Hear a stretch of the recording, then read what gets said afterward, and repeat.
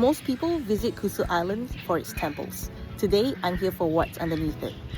I'm May, a PADI dive instructor, and today I'm guiding a group from WWF on a coral conservation mission, and I'm going to show you what's happening to Singapore's reefs. Here's something that should make every Singaporean proud. This tiny city, one of the most urbanized places on Earth, is home to more than 250 species of hard coral. That's nearly 1/3 of all hard coral species on the entire planet right here in our waters. Now, since the 1960s, rapid development and land reclamation cost us more than 60% of our original reefs, and that's a real loss. But here's what's remarkable. The reefs that remain in the southern islands are still alive.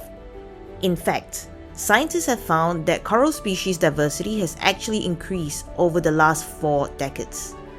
These reefs are tough, they've adapted, and they're holding on in conditions that would have wiped out less resilient ecosystems entirely. The story of Singapore's reefs isn't a story of loss.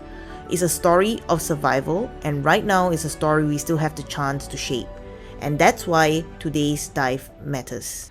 Here's what a conservation dive looks like. Same foundation, BCD, regulator, wetsuit, everything I need for a dive packed into this one system. It's modular, lightweight, and built for divers. As a Scubapro Key Man, this is the kit I trust when the dive actually matters. When you're underwater supporting a scientific team, your gear can't be a variable. It has to be invisible. Next to it, an O2 kit, pure oxygen on standby, so that we can respond to any incidents underwater immediately. These are coral racks, metal frames that sit on the seabed. Coral fragments are attached to them in nursery conditions, grown out, then transplanted onto degraded reefs. What we're doing today is maintenance, checking the racks, documenting growth, and clearing anything that's competing with the coral for space. The legs are underneath and next to the coral. Which is where these come in. Scrapers and scrubbers to remove algae and sediment that would otherwise smother the fragments before they have a chance to establish. And these gloves, thick enough to protect your hands on the rack structure, but sensitive enough to still work at depth without damaging what you're trying to save. This isn't recreational diving. Every piece of kit here has a job, and that job is giving Singapore's reefs a second chance.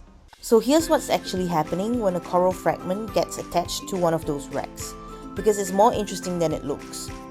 Coral grows about 1 to 2 centimeters a year, so the fragments on those racks today won't be ready for months, sometimes longer. In the meantime, every single one gets monitored, photographed, and measured.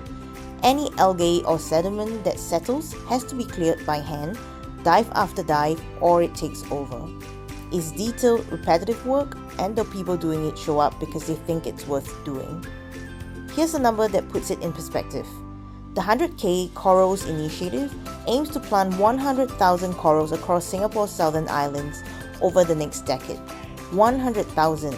Each one started as a fragment on a rack like this, tended underwater by hand. I had the privilege to be a small part of that today, and I'm pretty glad I showed up. Okay, I'm done for today. I can't show you what's happening underwater because I wasn't able to film, but I can tell you this.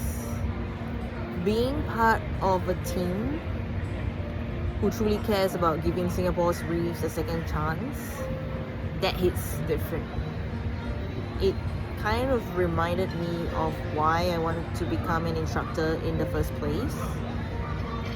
And that's not so much about teaching people how to breathe underwater, but being part of something bigger like today. More on that coming, so follow along for more.